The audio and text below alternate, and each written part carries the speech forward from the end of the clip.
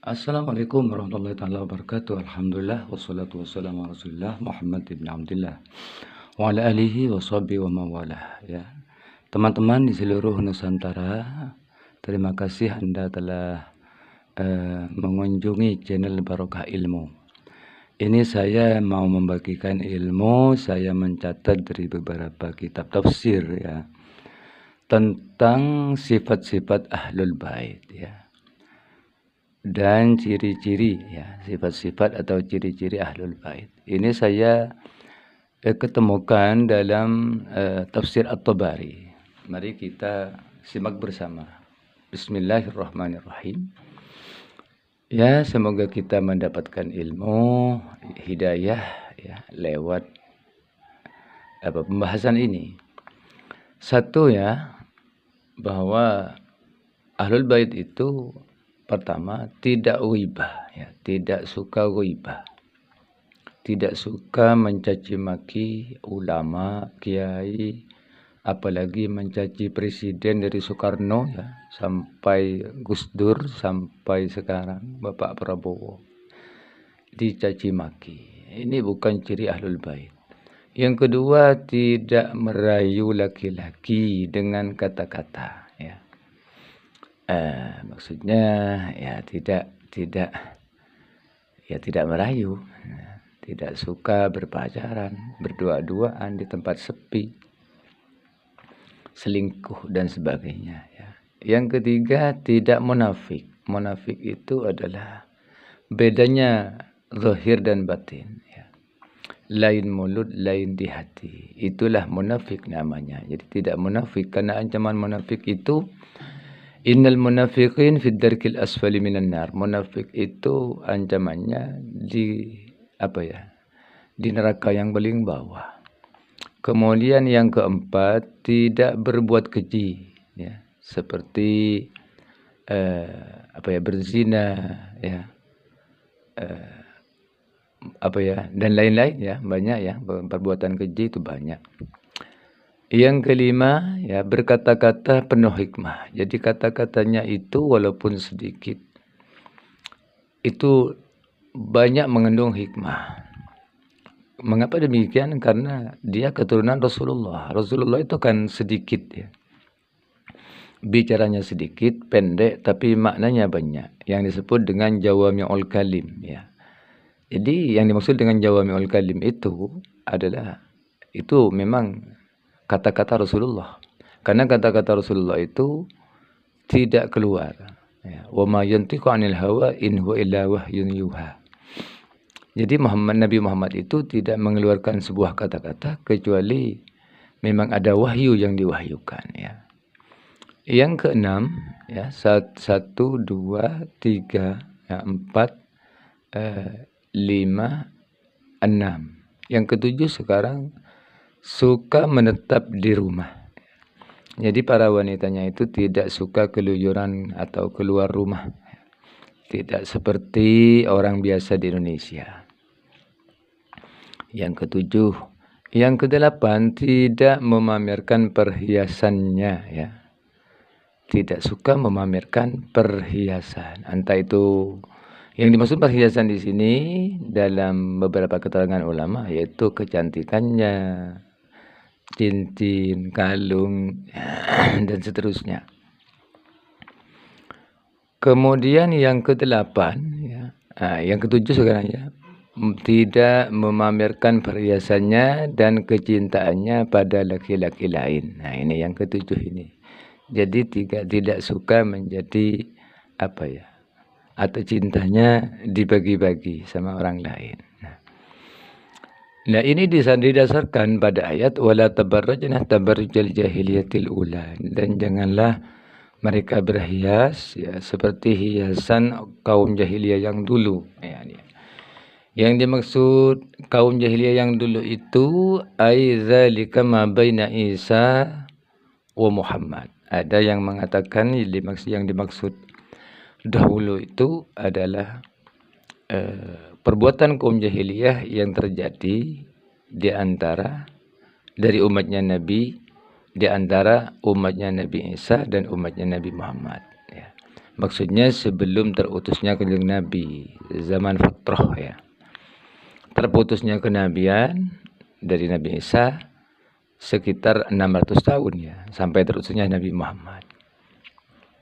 Waqila, dan ada juga yang mengatakan zalika ma baina Adam wa Nuh. Yang demikian itu di antara masanya Nabi Adam dan Nabi Nuh ya. Waqila, dan ada juga yang mengatakan zalika itu ya, itu yang dimaksud pertama jahiliyatul ula ya. Baina Adam wa Idris yaitu di antara Nabi Adam dan Nabi Idris. Kemudian mengenai wa yutahhirakum ya, wa yutahhirakum tathhira ya, wa yutahhirakum tathhira. Mengenai ayat wa yutahhirakum tathhira, dan mereka itu suci dan menyucikan kamu semua, tathhiran dengan sesuci-sucinya. Ay yutahhiruhum, artinya Allah menyucikan mereka minad danasi, dari kotoran-kotoran. Ad-danas itu seperti berkata bohong, berzina, mengatakan yang tidak baik, yang jorok itu ya. Ay yutahhiruhum minad danasi alladhi yakunu fi ahli al-ma'asi fi ahli al-ma'asillah. Jadi yang mana ya perbuatan kotor itu yang terjadi bagi orang yang ahli maksiat kepada Allah. Jadi dijaga tathhiran dengan sesuci-sucinya. Yang dimaksud tathhiran di sini adalah yang dimaksud tathhiran di sini adalah tahharakumullah, artinya Allah mensucikan kamu semua minas su'i, dari kejelekan ya. Wa khassahum, dan mengkhususkan kepada mereka birahmatin, dengan rahmat minhu, dari Allah. Jadi selamanya ya ahlul bait itu akan dijaga oleh Allah ya, akan dijaga dari kejelekan dan selalu mendapatkan rahmat. Tidak ada yang berani mencemoohkan, mencaci maki. Bahkan mencaci maki mereka itu mendapatkan bala, mendapatkan kualat ya. Ya, kalau seperti yang sekarang ini ya, kita cek saja. Setelah para Habib dibongkar rahasianya, apakah kita dapat kualat? Apakah itu merupakan rahmat? Apakah itu merupakan kasih sayang dari Allah? Itu bukan itu. Jadi yang dimaksud di sini adalah yang dikhususkan ya, suci dari kejelekan, dan khusus bagi mereka selalu mendapatkan rahmat dari Allah, itu adalah dzurriyyah yang asli ya. Dzurriyyah yang asli. Kemudian ada lagi penjelasan di sini syaitan. Jadi bukan hanya dijaga dari kejelekan dan selalu mendapat rahmat, tapi syaitan artinya dijaga dari godaan setan. Iya. Dijaga dari godaan-godaan setan. Wa siwa dzalika minar rijsi ya. Dan termasuk juga godaan setan itu asyirku, dari kejelekan yang berupa asyirku. Iya. Jadi mereka tidak berbuat syirik, tidak minta sama kuburan, tidak memuja-muja kuburan ya, tidak menduakan Allah ya, tidak menganggap para wali itu menyaingi Allah misalnya ini ya, seperti yang telah beredar. Intinya tidak akan ada khurafat, tidak akan ada sesuatu yang melanggar, sesuatu yang bertentangan dengan faham ahli sunnah wal jamaah. Kemudian yang dimaksud dengan ahlul bait itu adalah Rasulullah, satu Rasulullah Muhammad sallallahu alaihi wasallam, wa Fatimah dan Siti Fatimah ya putrinya, wal Hasan wal Husain dan Husain. Hasan Husain wa ridwanallahu an alaihim. Ya. Semoga Allah rela alaihim atas mereka. Kemudian ini ada doa ya khusus untuk ahlul bait Rasulullah. Ini mendapatkan doa dari Rasulullah ya, mendapatkan doa dari Rasulullah. Doanya adalah Allahumma haula'i ahlu baiti. Ya Allah, mereka itu adalah ahli baitku. Alhib anhumur rijsah ya. Jauhkanlah ya dari mereka arisa akan kejelekan ya. Wa tahhirhum, dan sucikanlah mereka tathiran dengan sesuci-sucinya ya. Jadi ciri yang seterusnya di sini adalah suka sholat berjamaah. Nah, ini suka sholat berjamaah. Kemudian ada lagi ya yang siapa saja yang termasuk ahlul bait. Yang termasuk ahlul bait yaitu Wasilah ya, Ummu Salamah. Ini diterangkan dalam kitab-kitab tafsir. Ya. Menurut tafsir Al-Baghawi, terhormat dan tenang, tidak berhias untuk laki-laki lain. Nah, jadi ini tafsiran menurut tafsir Al-Baghawi. Tidak berhias secara berlebihan dan tidak dipamerkan untuk orang lain. Ini merupakan ciri-ciri lain yang disebutkan oleh ulama ahli tafsir ya.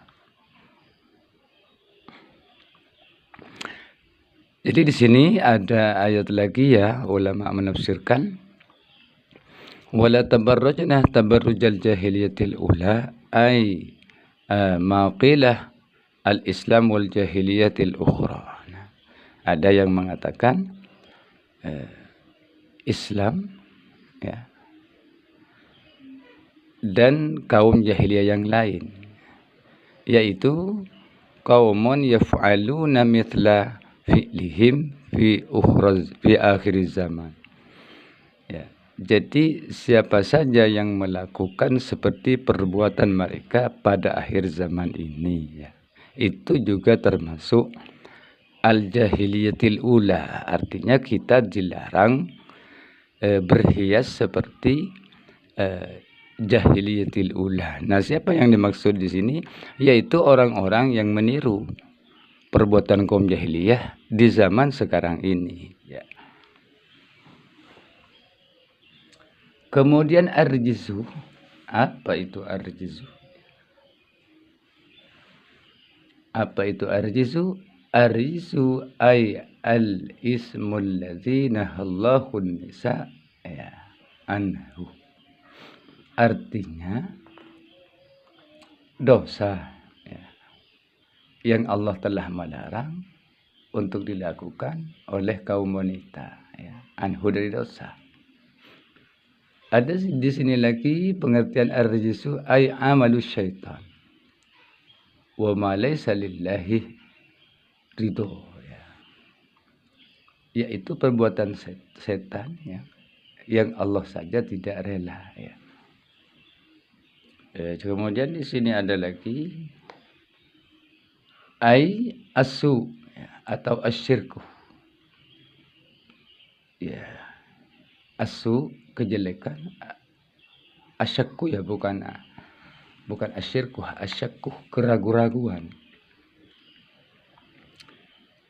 Jadi arjisu itu ada yang memberi makna kejelekan, dan keraguan-raguan. Karena sifat ragu-ragu itu apalagi menyangkut ketauhidan. Ya. Ragu-ragu atau syak dalam meyakini firman Allah atau sabda-sabda Rasulullah itu sudah jelek. Ya.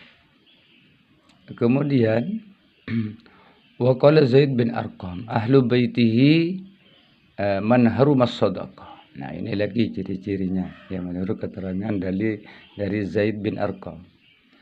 Ahlu bait Rasulullah itu adalah orang yang haram baginya mendapatkan sedekah, ya, alaihi baginya. Ba'dahu sesudahnya.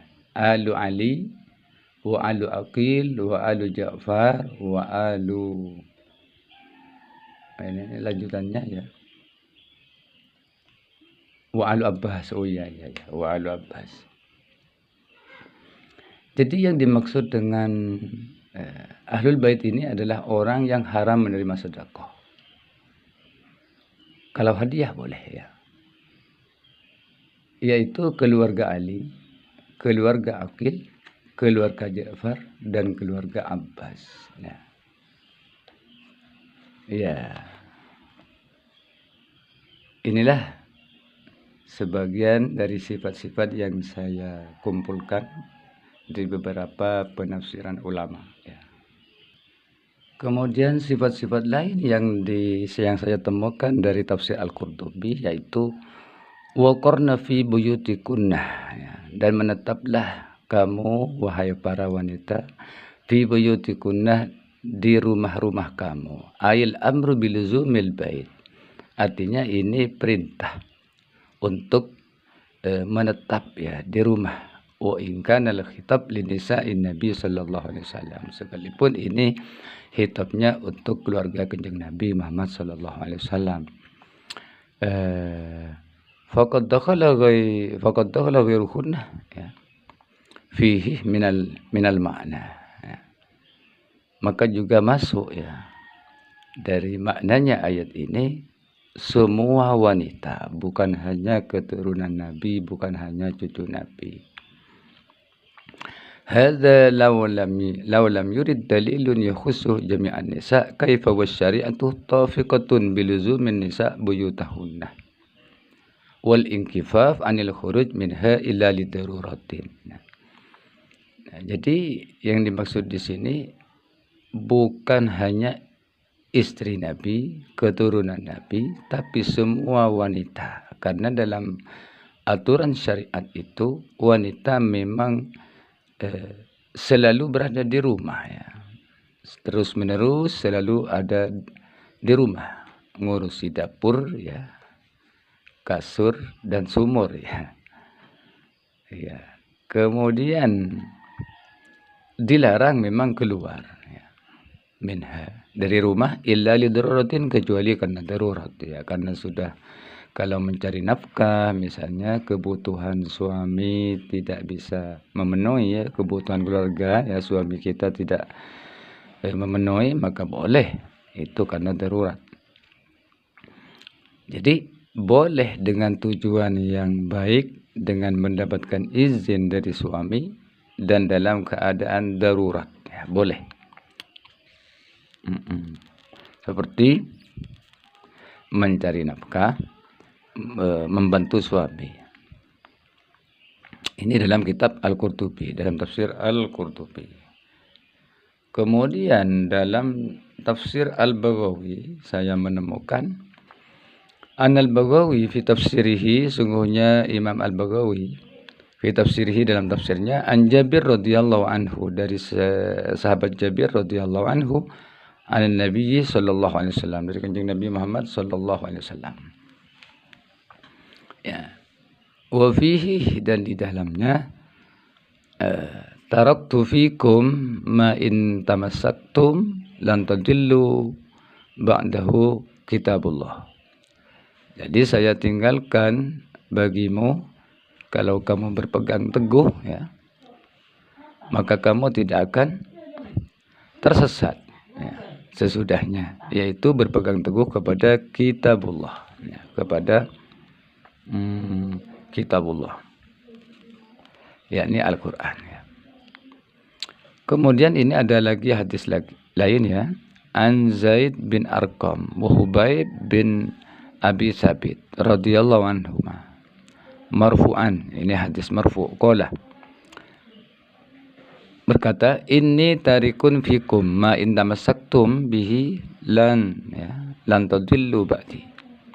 Sesungguhnya saya meninggalkan padamu jika kamu itu berpegang teguh bihi kepadanya, kamu tidak akan tersesat selamanya ya. Wa fi sahihin, dan dalam kitab-kitab sahih, wa fi sahih Muslim, dan dalam kitab-kitab sahih Muslim, dan dalam kitab sahih Muslim bi alfadhin muqaribah, dengan lafal-lafal yang berdekatan, artinya hampir sama lafal-lafalnya ya. Nah, di sini Ibnu Hajar ya, ada Ibnu Hajar ini lebih spesifik ya untuk memaknai ya, hadis ini.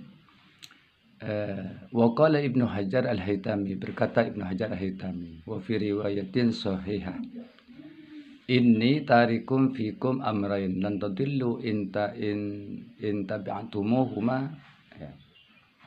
Jadi sesungguhnya aku meninggalkan kepadamu ya, bagimu dua perkara. Kamu tidak akan tersesat jika mengikutinya ya, mengikuti keduanya.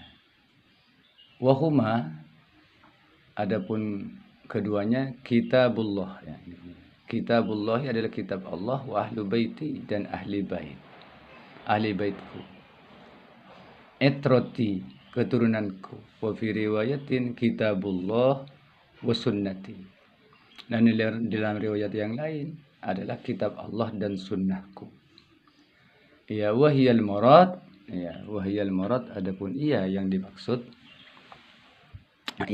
adalah kitabullah ya, kitabullah wa sunnati, wahiyal murad minal ahadithil muqtasirah alal kitabi, yaitu kitab-kitab hadis yang diringkas ya dalam kitab-kitab. Li'anna sunnah mabniyatun lahu, karena sunnah itu pasti melekat ya, pasti melekat pada pada ahli bait, karena seperti apa yang telah saya katakan tadi, mengikuti ahlul bait itu tidak akan tersesat. Nah, jadi kalau mereka menyesatkan ya karena mereka tidak menggunakan hadis sebagai landasan, Quran sebagai akhlak ya. Fa'ani dzikruhu an dzikriha ya. Jadi yang saya maksud itu dari hadis-hadis atau sunnah-sunnah ya, antikriha, dari penyebutan ahlul bait itu. Walhasil, maksudnya begini, anal hasa wa qa'ala tamassuk bil kitab. Jadi pembahasan ini adalah yaitu ahlul bait yang berpegang teguh kepada kitabullah wa bis sunnah, dan kepada sunnah.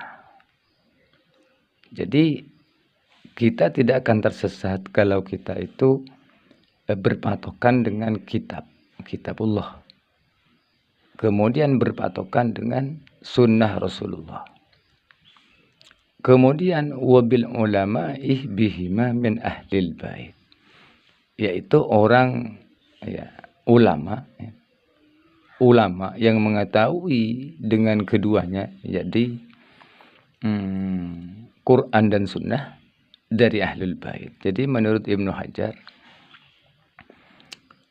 ahlul bait yang sesuai dengan Quran dan sunnah itulah yang tidak dapat menyesatkan kita. Jadi kita itu mengikuti mereka tidak akan tersesat.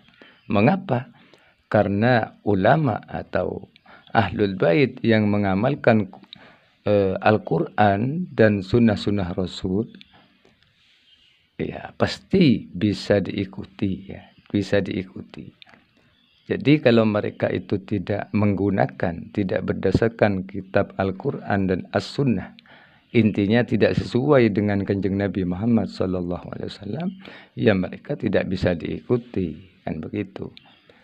Nah, jadi yang dimaksud di sini Ahlul bait yang tidak menyesatkan itu yaitu yang sesuai dengan Al-Quran dan hadis. Seperti itu mungkin yang bisa saya sampaikan dari catatan-catatan, karena ini barokah ilmu, mau menyebarkan ilmu walaupun sedikit kurang dan lebihnya mohon maaf. Jika ada yang masih kurang paham silahkan lewat komen ya. Insya Allah saya akan menjawab. Sekian, semoga bermanfaat. Hadanallahu wa iyyakum ajmain. Wassalamualaikum warahmatullahi taala wabarakatuh.